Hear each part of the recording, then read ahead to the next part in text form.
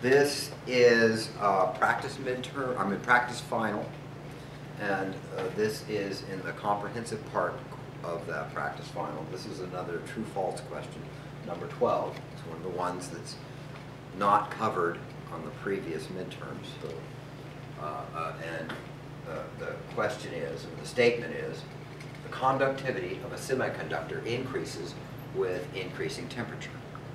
And this is going to turn out to be true. This is one of the definitive properties of semiconductors and how you can experimentally distinguish between a semiconductor and a conductor. With conductors, the conductivity goes down with increasing temperature. So if you measure the conductivity as a function of temperature, you'll notice it going down. That's because of the vibrations of the molecules and the well, that's because of the vibrations of the molecules, and that causes more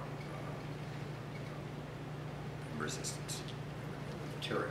But with semiconductors, if you increase the temperature, there is indeed an increase in the conductivity. Semiconductors are really bad conductors. They don't conduct very well. And the reason for that is when you have a semiconductor,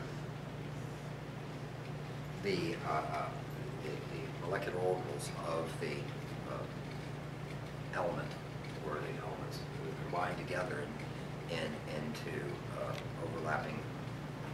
The occupied or molecular orbitals all contribute to what are called the valence band, and this is it's called a band because the orbitals are so closely spaced in energy that that there is effectively a continuum of band, a continuous band of energies available for the electrons to occupy. And now, this band is the valence band, the lower valence band. And the electrons in the valence band are not free to move about. They have, in order for them to move through the material, they have to be in the conduction band.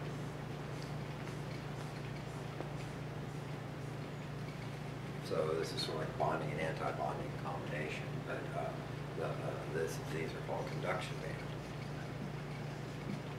band. And the conduction band is vacant at low temperatures, and there is a thing called a band gap.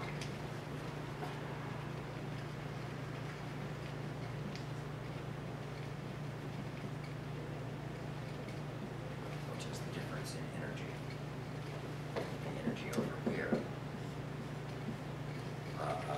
So the difference in energy between the valence band and the conduction band is called band gap, and so this is the amount of energy that has to be provided for an electron that has to surmount this gap in order to get into the conduction band and become a conductor through the body of the material. And so this, the reason that the population, the conductivity increases with increasing temperature lies in the familiar Boltzmann distribution, where this is energy here. And we have the Boltzmann distribution, so if I have a lower temperature, this is T1, I get a Boltzmann distribution. Remember the familiar Boltzmann distribution? I'm just turning it over on its side now, where this is number, and this is energy. Maxwell Boltzmann distribution. So I have, at this temperature, there's the population of the orbitals, the conduction band orbitals, is very slight. But as we increase the temperature, go to higher temperatures, this distribution flattens out like that.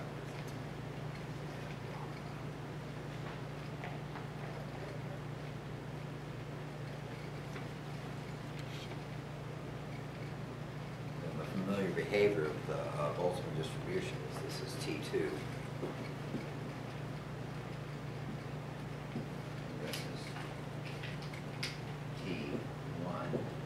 So as I increase the temperature, I increase the population of the conduction band. And so the conductivity increases and does indeed increase.